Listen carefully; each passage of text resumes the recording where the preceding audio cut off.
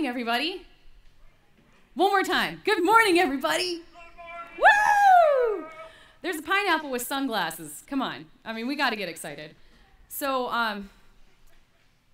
after this last series that we just had, it's kind of strange to say celebrate, right? It's kind of hard to say it with everything that's going on out there. But hopefully by the end of today, we're going to get to a different point, so that way we can really understand just what celebration is about. So first of all, happy Father's Day to all of our fathers out there. If any of my dads-in-laws and husbands and brothers and stuff are watching, happy Father's Day. I hope you guys celebrate today and that you feel loved. And for our dads that are deployed, I hope that you have families that are reaching out to you and making you feel honored and respected and appreciated for all that you're doing. Okay, so this sermon series is built around this quote right here from Mark Batterson. I don't believe that our greatest shortcoming is not feeling bad enough about what we've done wrong. I think our greatest shortcoming is not feeling good enough about what God has done right. When we under-celebrate, we fall short of the glory of God. So first in our series of celebrations that we're going to talk about comes from the book of Esther. It's called Purim, or the Festival of Lots. We're going to work through the book today to see what God has done right, how he's worth celebrating, and how we can apply it to our lives today. If there's one thing that we should take from the book of Esther, it's this. God accomplishes extraordinary things in difficult times by using ordinary people. Does anyone right now think that what's going on out there is good? How are we doing out there? Futures, careers, they're in the air. People don't know if they're going to have a job. People don't know if they're going to be safe when they're on the streets. People are killing each other. Buildings are being burned to the ground. My husband has spent years being deployed to combat zones, to places that we consider third world. And he told me about the riots. He told me about people shooting each other in the streets, no regard for human life or livelihoods. But our country, right now, what is going on? This is going on. That's a police officer in Louisville. He was separated from his unit. He was scared to pieces because there were protesters that were coming after him. But these gentlemen right here linked arms and protected him. This is happening.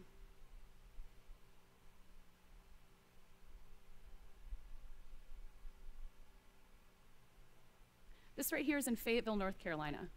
I'm so proud of the fact that this happened first. The first protest out there, as far as I know. The protesters were gathering together, and the officers stood before them, and as a unit, they kneeled.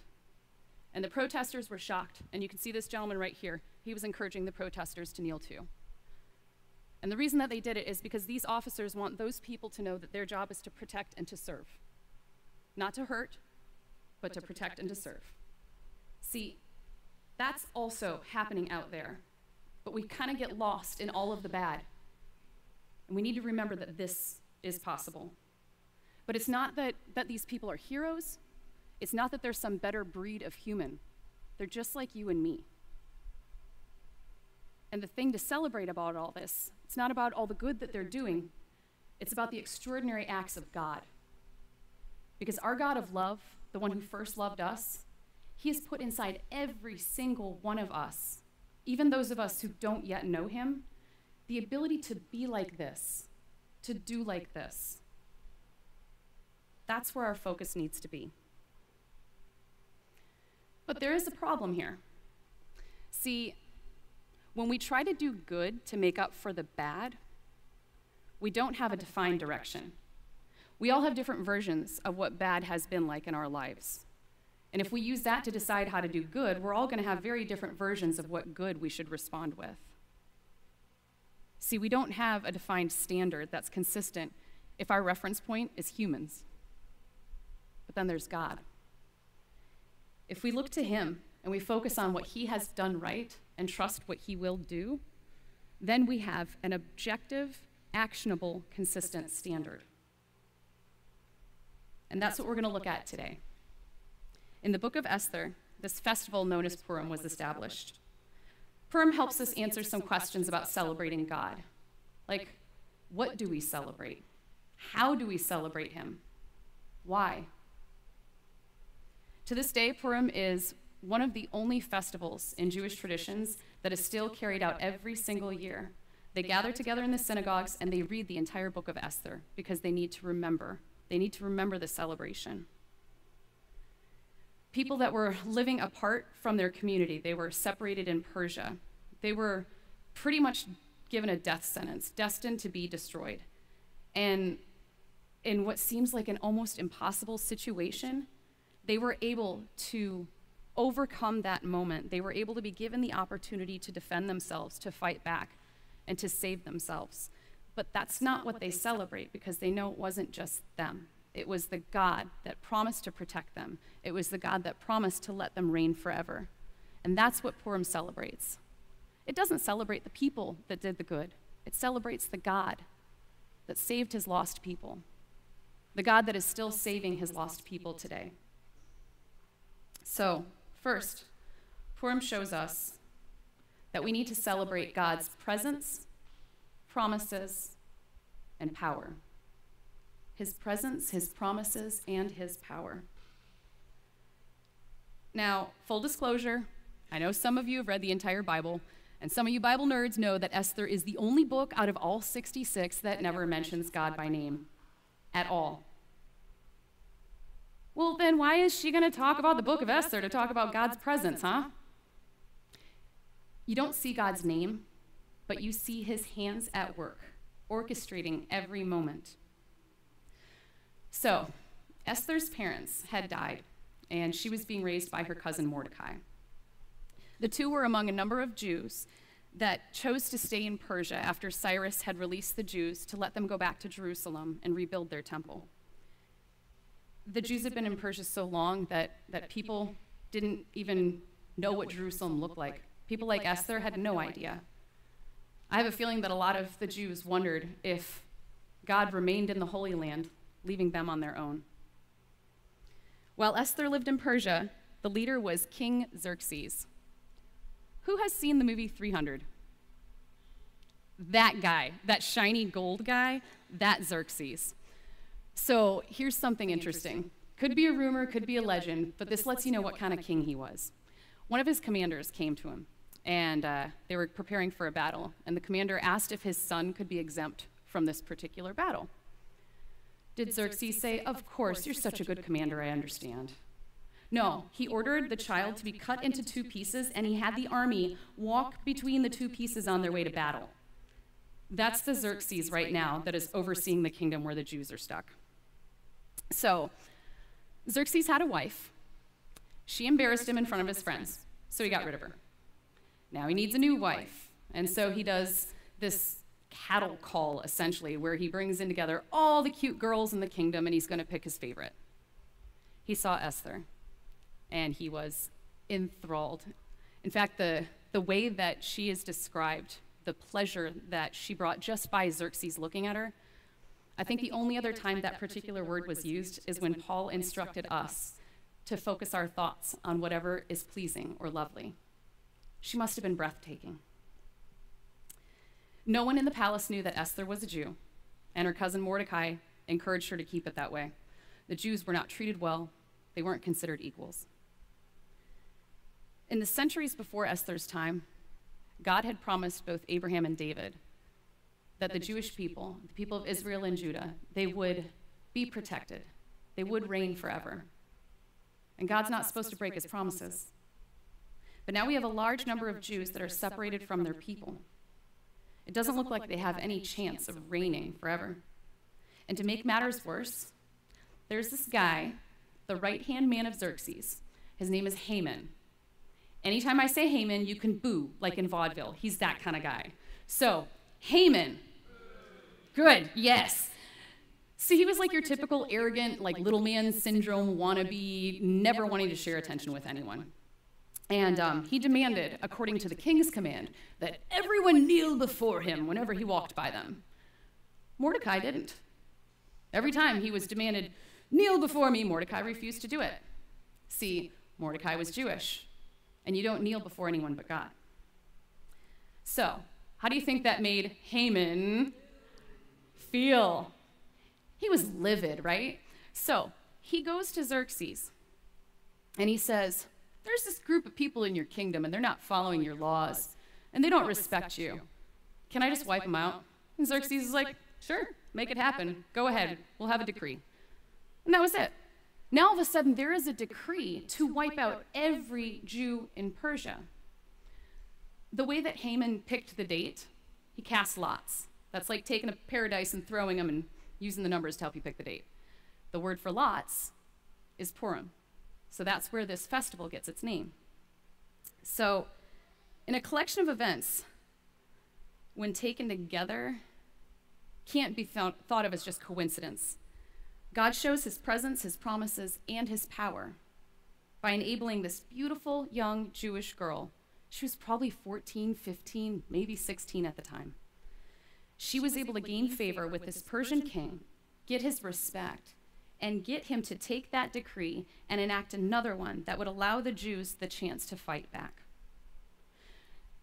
I don't know if you guys have read the book of Esther, but I see all these movies in the theaters, not lately because we're not allowed to go to theaters. I see them streaming on Netflix, and they're awesome, right? And there are these great stories. And then there's the book of Esther. This is like such a perfect blockbuster. I don't know why they're not making this a movie. Like, there's this whole part where Haman gets charged up with his crew, right? And he's talking to them about how Mordecai is just not respecting him. And so his wife and his friends are like, you need to build this huge gallows and execute him. Just do it. Hang him right in front of the whole city so everyone can see. So Haman's like, wait, Haman. He goes to Xerxes and he's getting ready to be like, sir, do I have permission to do this? And Xerxes is like, I have a job for you, Haman. What would you do to honor someone who delights the king? And Haman's like, oh, he's talking about me, isn't he? Oh my gosh, this is what I want. And he goes through this whole grand tale about like having him on a horse with a robe and crown and marching him through the town.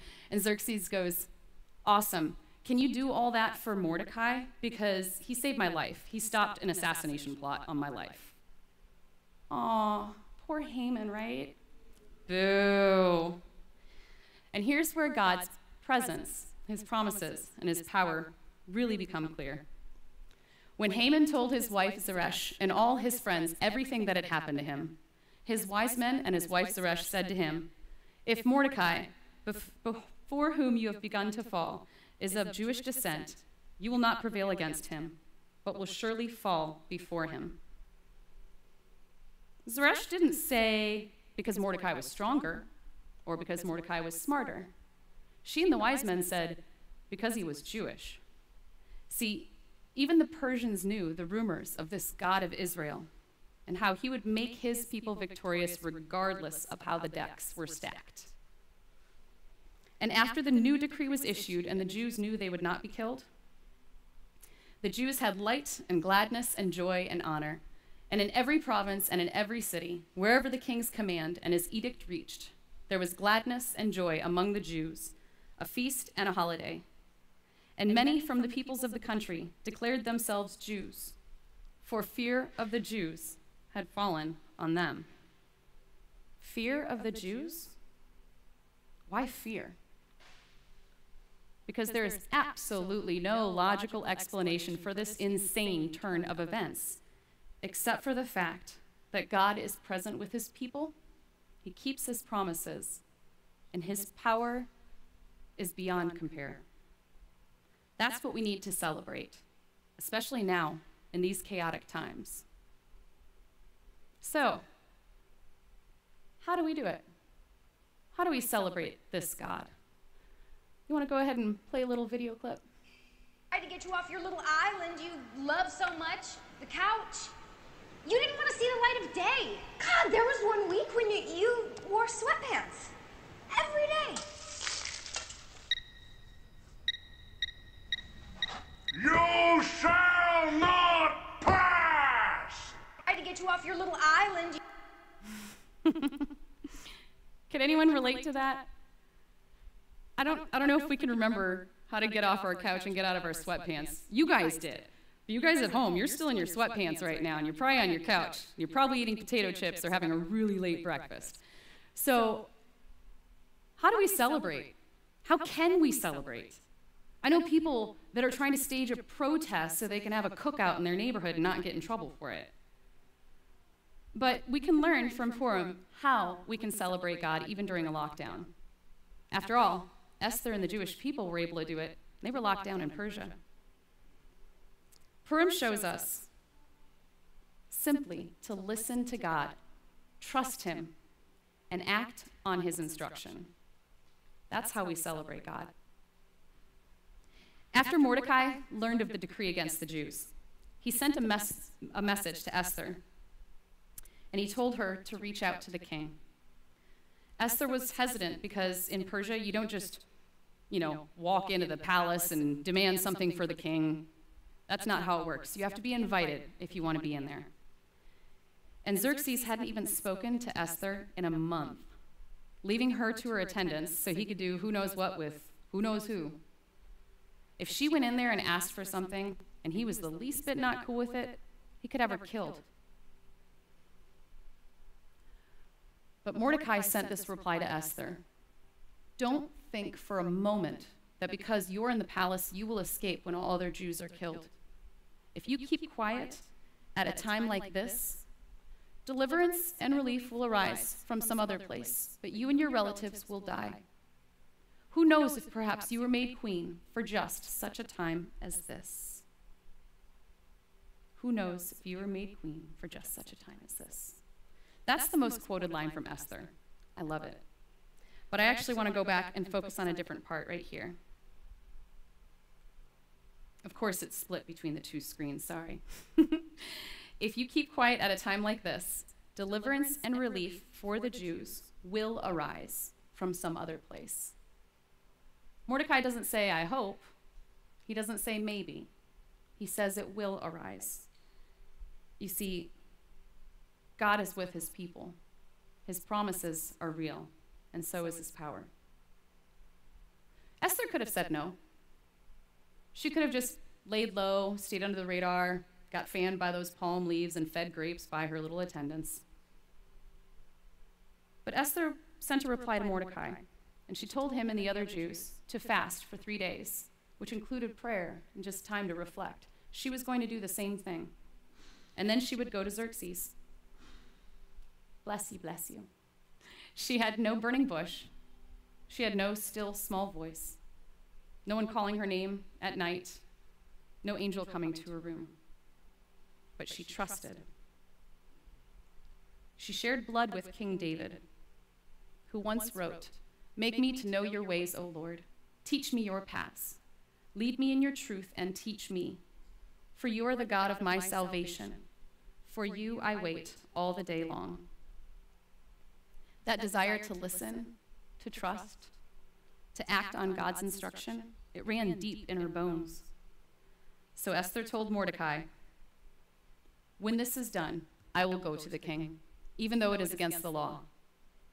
And if I perish, I perish." She listened to God. She knew Mordecai was speaking the truth of God.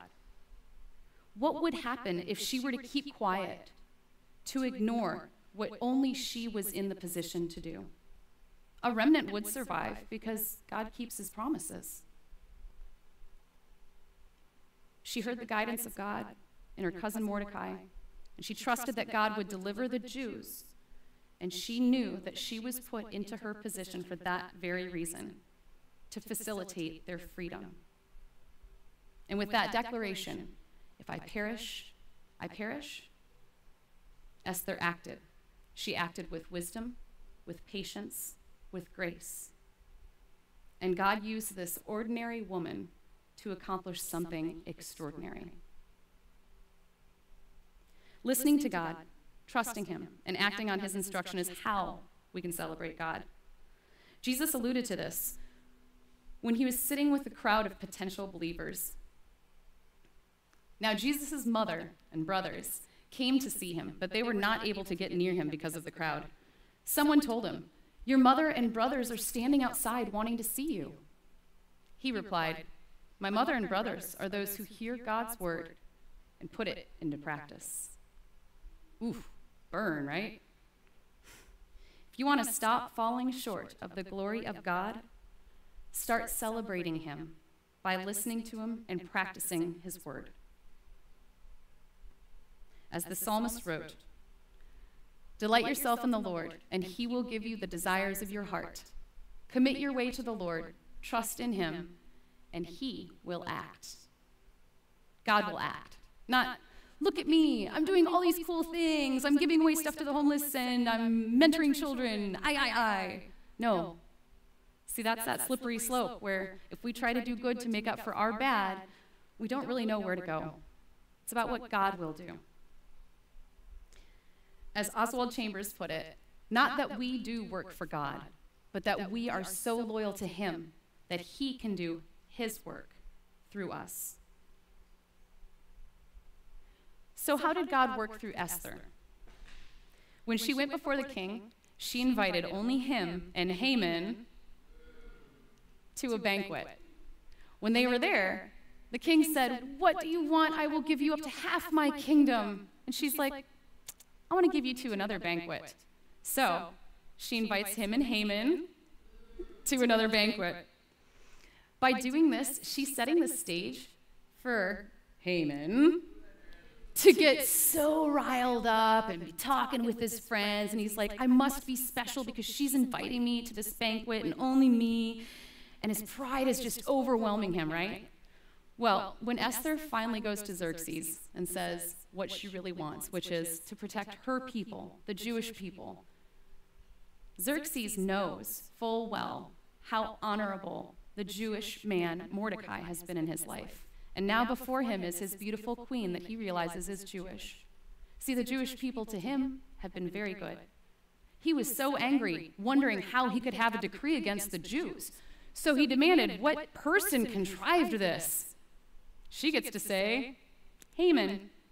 Boo! He tries to beg for Esther's mercy and makes it even worse because when Xerxes sees this, it looks like somebody's assaulting his wife. So when that happened, it was over for Haman.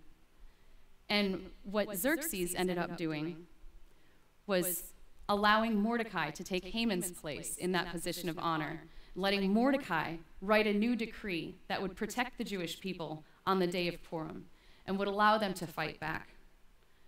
The tables had turned, and the hand that was turning those tables was none but God. Esther listened, she trusted, and she acted. She enabled God to work through her to save the Jewish people.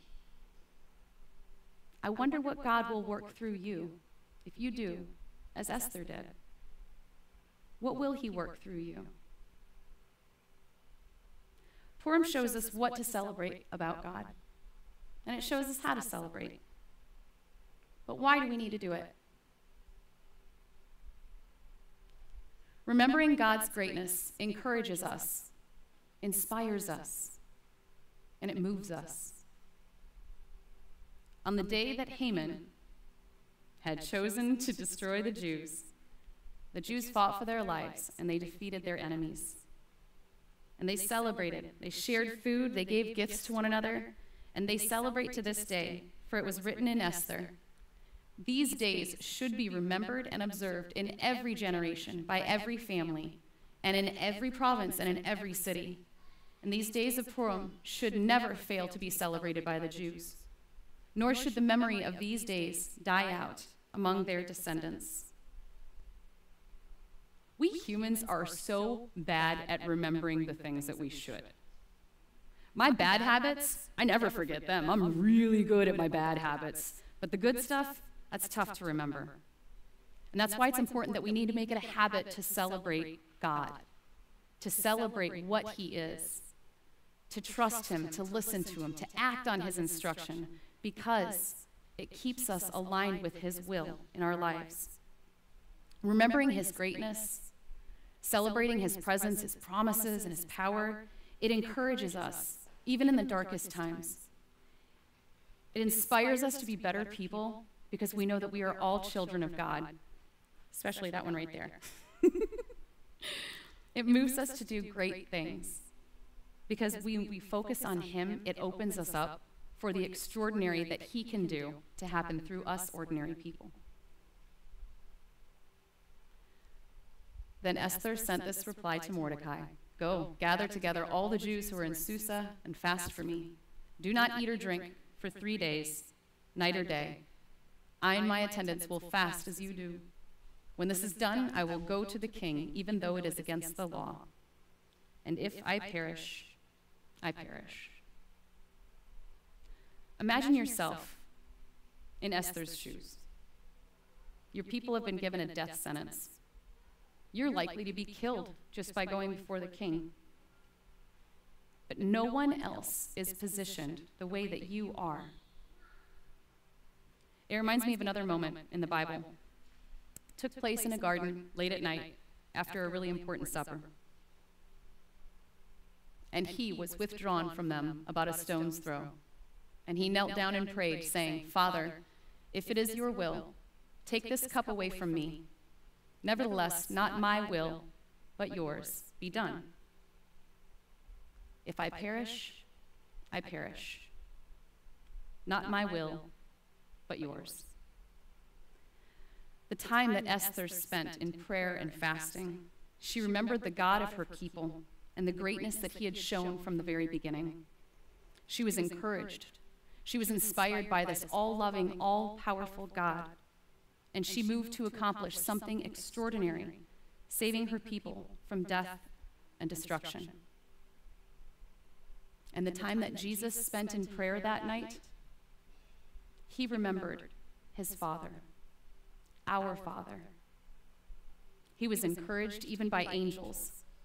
He was inspired, and he moved to save us all from the power of death. And all you have to do is accept that sacrifice and accept that gift of salvation and celebrate what God has done right. And this is the point where we get to talk about this. If you're in this room right now and you've never accepted a relationship with Christ, maybe you've been here for a long time, you've listened to a lot of messages, and something about this moment with Esther has changed it for you. If you want to learn about that relationship with Christ and what it looks like, I've got a blue bag up here. We've got some in the back. And after this service, we'd love to sit and talk with you about what that walk looks like. And if you're at home watching right now, this blue bag is virtual. We can be able to hook you up with a link unless you're on the online church platform. There you can actually raise your hand and say, "I believe," and you can be able to walk through this book. And if that's not accessible for you right now, just go ahead and email me, jessica@spoutsprings.org. I'd be happy to sit down with you and connect you with people in our church so that way you can learn about our relationship with Christ. If you've already done that, but you haven't gotten baptized yet, that's a great way to celebrate God. I actually have a couple of friends that I know are in the pipeline to get baptized. I think you might have gotten the emails. So exciting. I think we're going to just do super soakers or something. I don't know. We're going to figure it out. It's possible. It's always possible because through Christ all things are. So we also have First Wednesday coming up, and I think we're going to try and do another event like we did last month where we can still gather together. If you would like to pray after this message, you can go ahead and do it during the next song. The cross is right up there. We also have people in the church that would pray with you at a safe distance.